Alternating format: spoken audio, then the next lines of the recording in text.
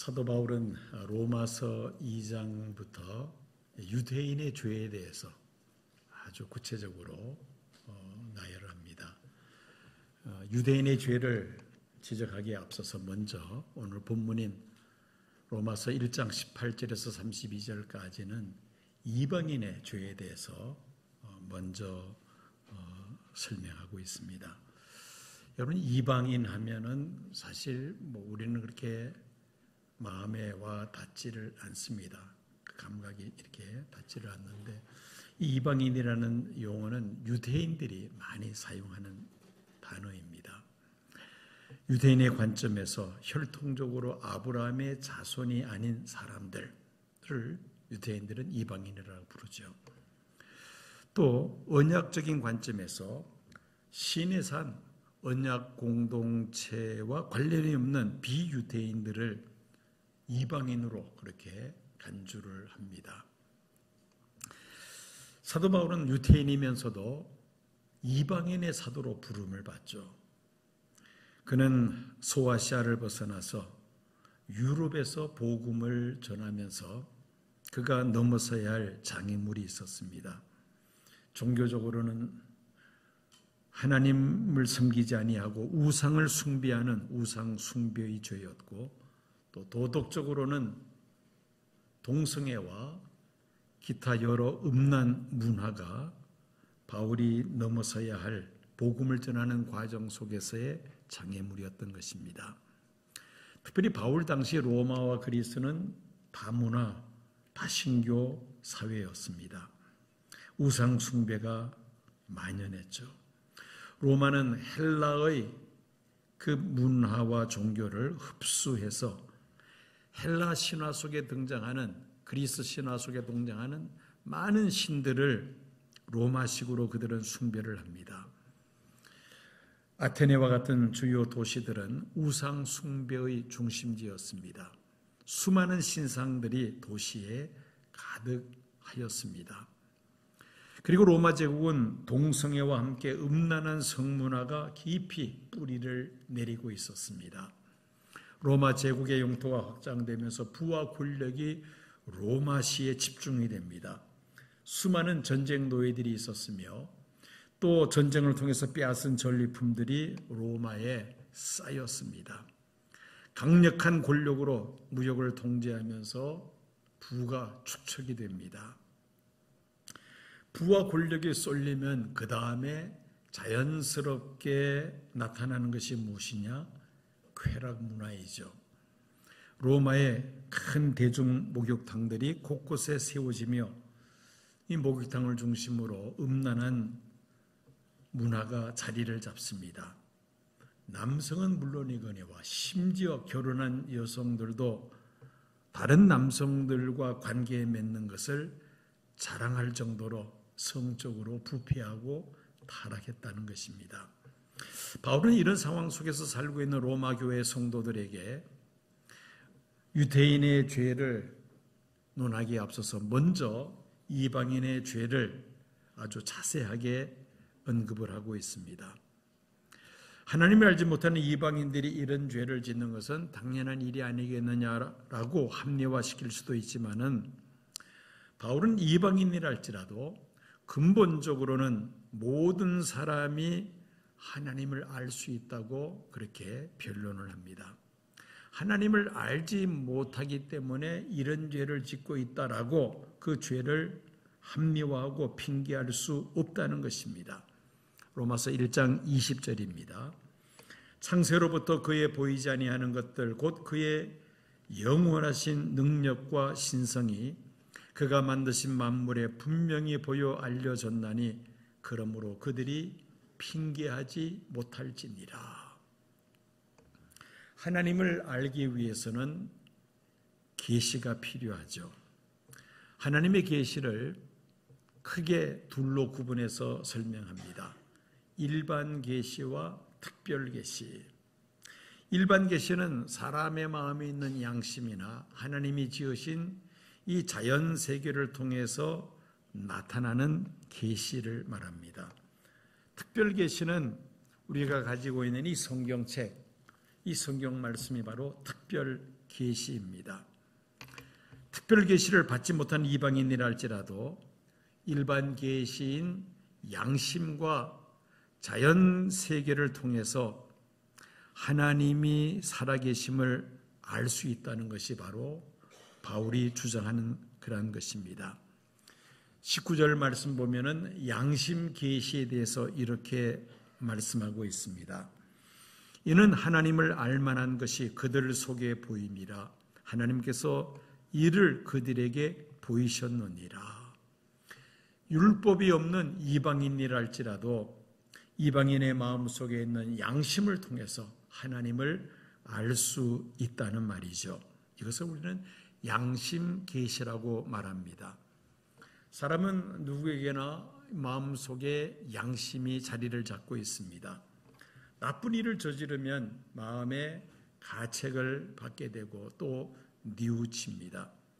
만약에 나쁜 일을 저지르고도 마음에 가책을 받지 않고 뉘우치지 않는다면 그런 사람을 양심에 무엇 맞은 사람이라 그러죠?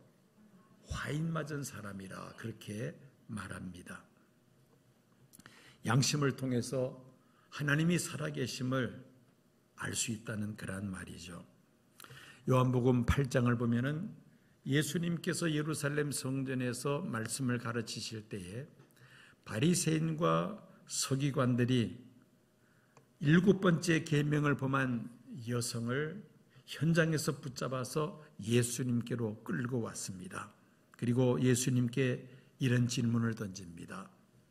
율법에는 가늠한 여자를 돌로 쳐서 죽이라고 하였는데 선생님은 무엇이라고 말하겠습니까?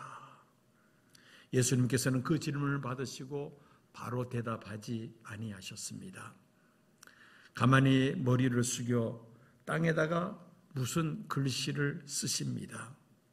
바리새인은 속히 대답하라고 아우성을 칩니다. 한참 있다가 주님께서 머리를 드시고 그들에게 하시는 말씀이 너희 가운데 죄 없는 사람이 먼저 돌을 들어 저 여자에게 던지라. 그렇게 말씀하시고는 다시 땅바닥에 무엇을 쓰십니다. 그 사이에 한 사람 두 사람씩 다 그 현장에서 빠져나갑니다. 여자 혼자만 남게 되죠. 무엇이 이렇게 아우성치던 사람들로 하여금 그곳에서 슬며시 다 빠져나가게 하였습니까? 그들에게도 무엇이 있었기 때문에? 양심이 있었기 때문입니다. 독일의 유명한 철학자 임마누엘 칸트는 하늘에는 별이 있고 인간의 마음에는 도덕적 의식이 있다라고 말을 했습니다. 도덕적 의식이란 바로 양심을 가리킵니다. 임마누엘 칸트는 하나님에 대한 다른 논증들은 확실하게 하나님의 존재를 입증한다는 것이 어려운 일이지만은 이 논리만은, 즉 사람의 마음속에는 도덕적 의식이 있다는, 즉 양심이 있다는 이 말은 거부할 수 없는 것이라고 그렇게 그는 주장을 합니다. 양심은 무엇이 옳고 그름을 판단하게 하죠. 양심은 무엇을 하라, 무엇을 하지 말라 은근히 우리의 마음에 강요를 던집니다. 양심은 우리가 무엇을 잘했다고 칭찬도 하고 또 잘못한 것에 대해서 책망도 하죠. 이 양심의 소리가 어디에서 옵니까?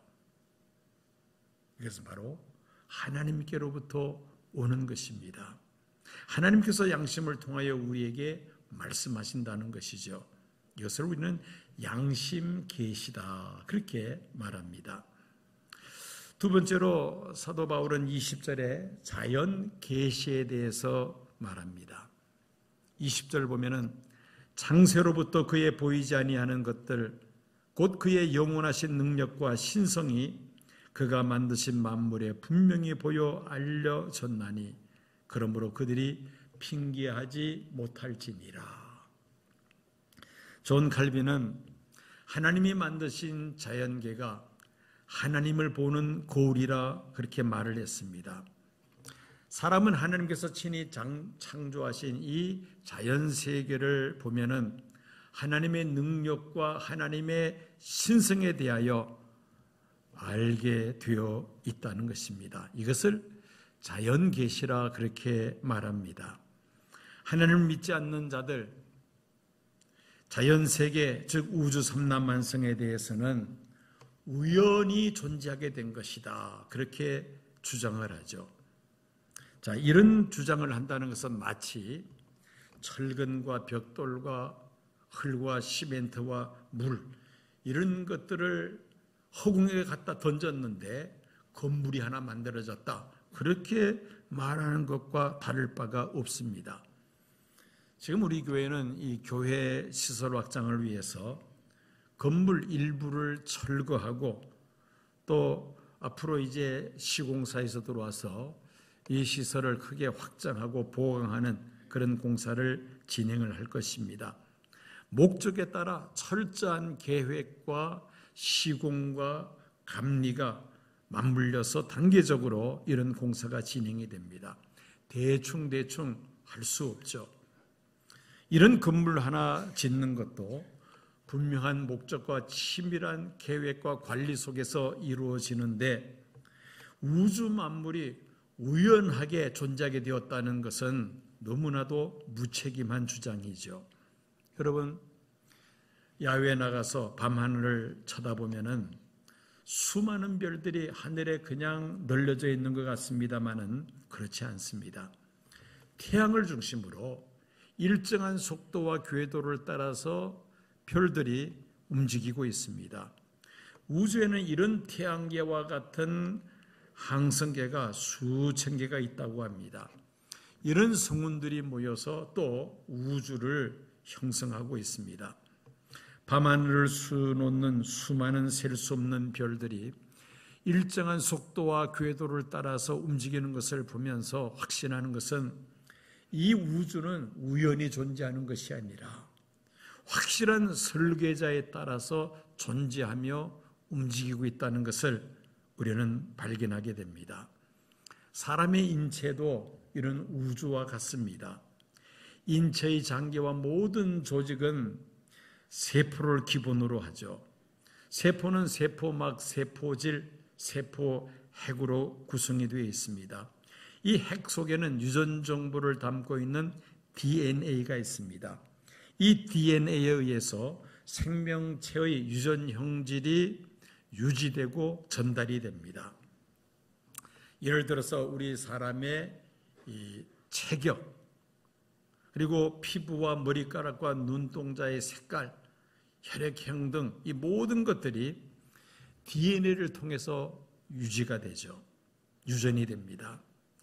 인체를 설계한 설계자가 없이 우연하게 단백질들이 모여서 이렇게 인체가 만들어졌다는 진화론자들의 이 주장은 마치 수백 개의 부품으로 구성된 그 시계가 있는데 그 수백 개의 부품을 공중에다 던졌더니만은 시계가 조립되었다라고 주장하는 것과 똑같은 이야기라는 것입니다.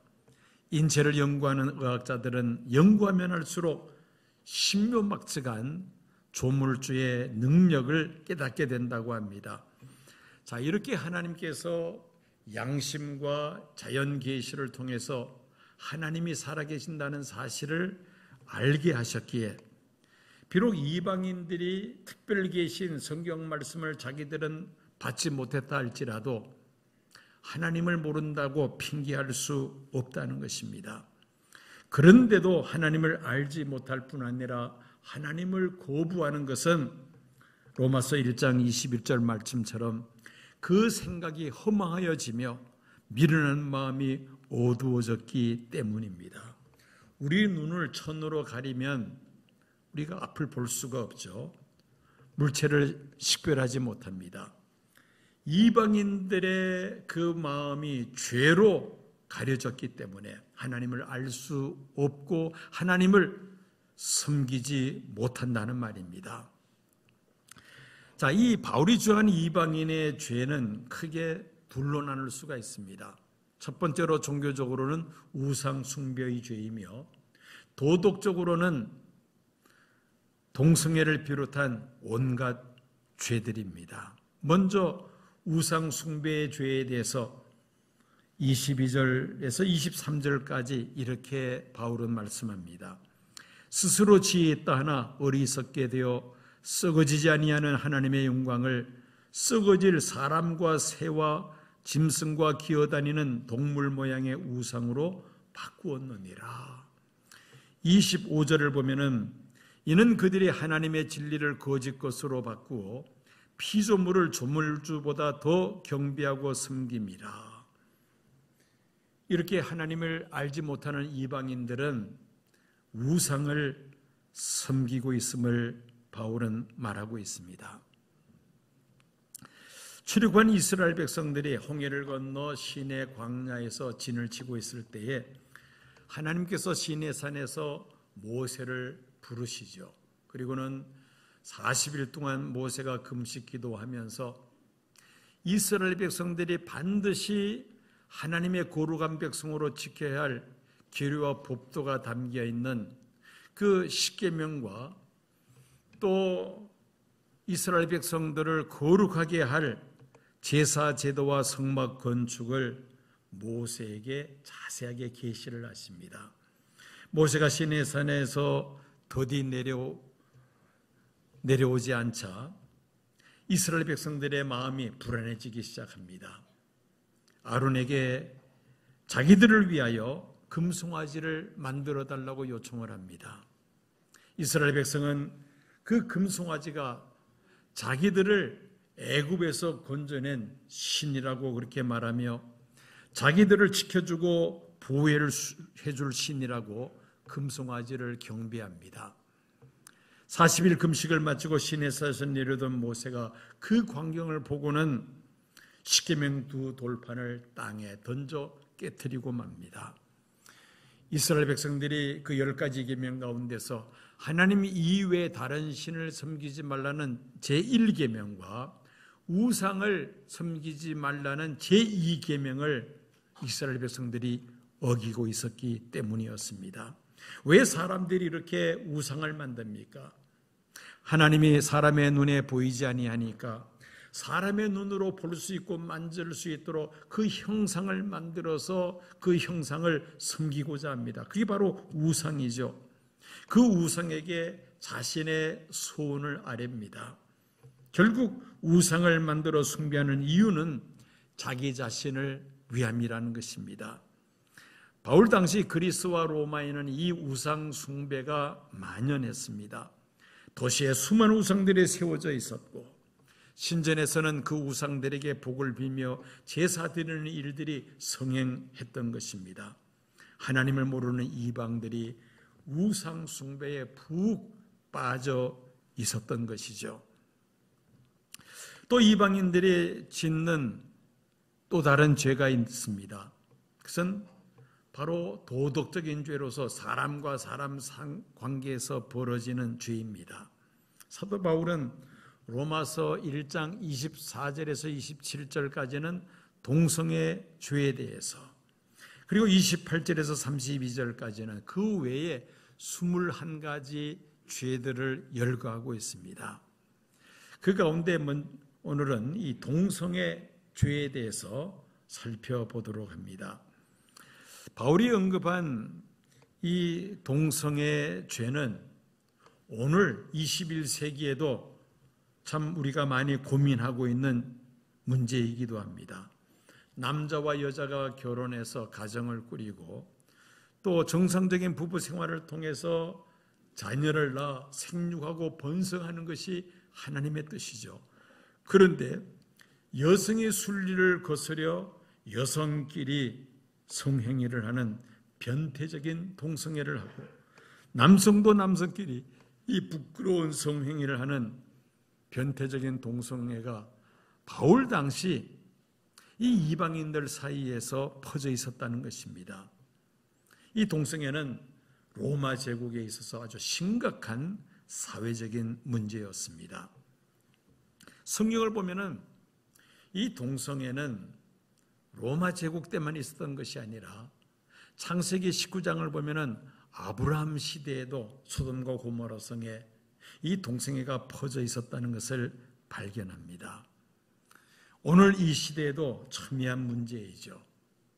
성소수자라는 신조어를 만들어서 이 동성애를 합리화할 뿐만 아니라 한 걸음 더 나아가 동성애를 미워하고 조성하는 그런 시대가 되고 말았습니다. 물론 소수의 인권도 마땅히 존중되고 보호되어야 합니다마는 이 성소수자라는 신조어, 새로 만든 단어입니다. 이런 신조어를 만들어서는 변태적인 성행위를 합리화시키고 조장하는 것을 우리 기독교인들은 도저히 용납할 수가 없는 일이죠. 자, 이렇게 사도 바울은 이방인들이 범하는 죄로서 종교적으로는 우상 숭배의 죄, 도덕적으로는 동성애의 이 죄에 대해서 바울은 자세하게 언급을 했습니다. 여러분, 신앙생활에 있어서 중간지대란 없습니다. 나는 종교가 없다. 나는 아무런 신도 믿지 않는다. 그렇게 말하는 사람들 가끔 있습니다만은 그 사람의 내면 세계를 들여다보면은 그 사람 나름대로 그 사람의 마음을 사로잡는 신이 반드시 있습니다. 그러므로 절대적인 무신론자라는 것은 존재할 수 없다는 것이죠. 하나님 아니면은 우상을, 다른 신을 섬기게 되어 있습니다. 하나님을 알지 못하고 믿지 않는 자는 하나님의 진노 아래 있게 됩니다. 우리가 이방인처럼 종교적인 범죄를 범하지 아니하려면은 먼저 우리는 하나님의 말씀, 특별히 계신 하나님의 말씀을 통해서 우리는 하나님의 음성에 민감하게 반응을 해야만 합니다.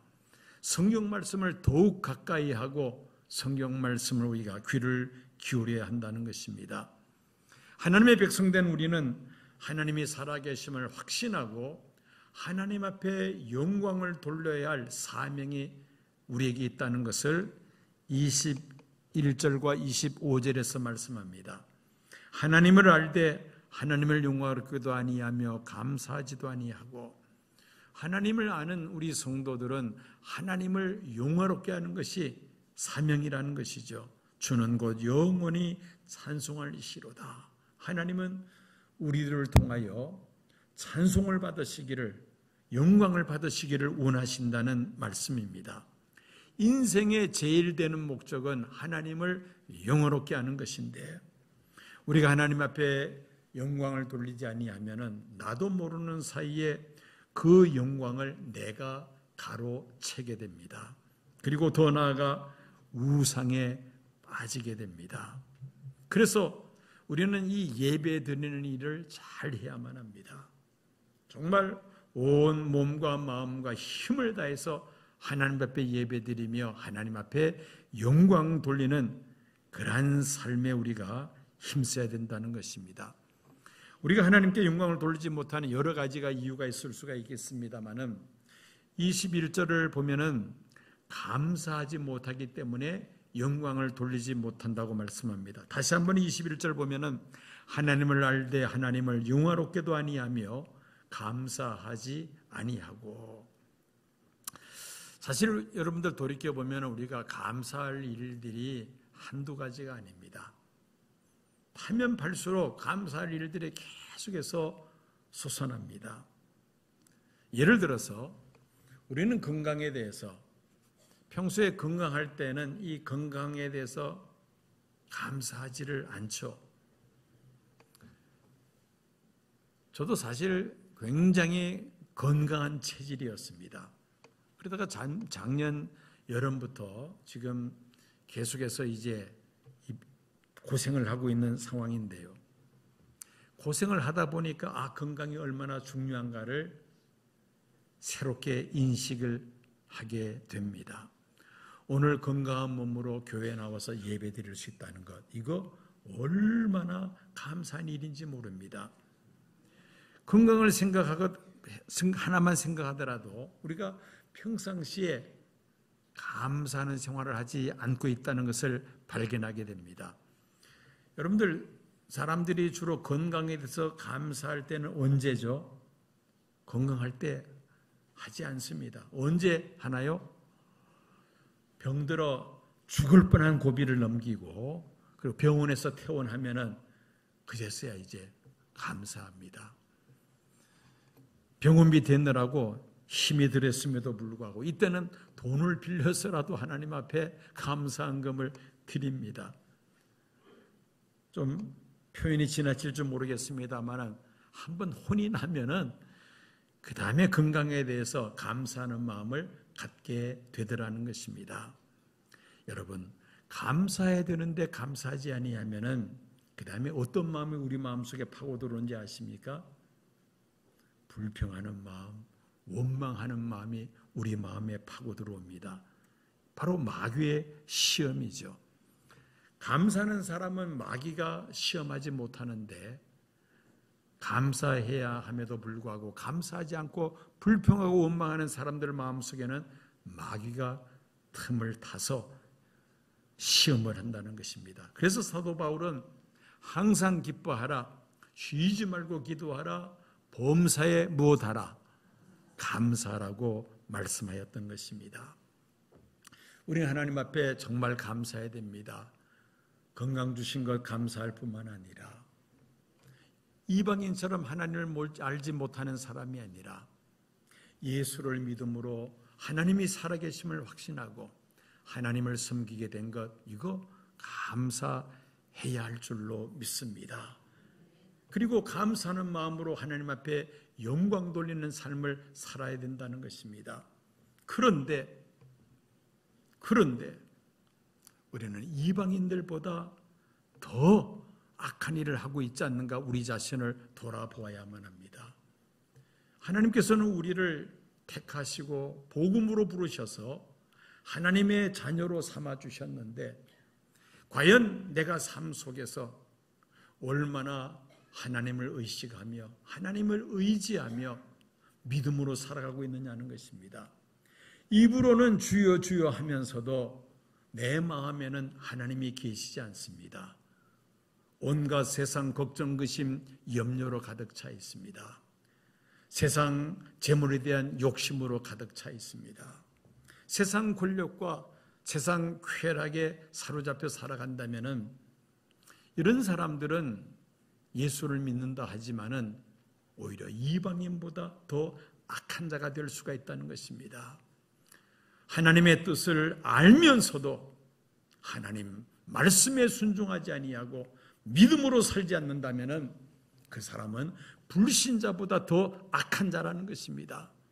바울이 책망하고 있는 이 이방인들의 짓는 이 죄보다 더 큰 죄를 우리가 지으면서 살아갈 수가 있다는 것이죠. 하나님은 우리를 사랑하셔서 영적으로 이방인이 아니라 하나님의 자녀로 삼아주셨습니다.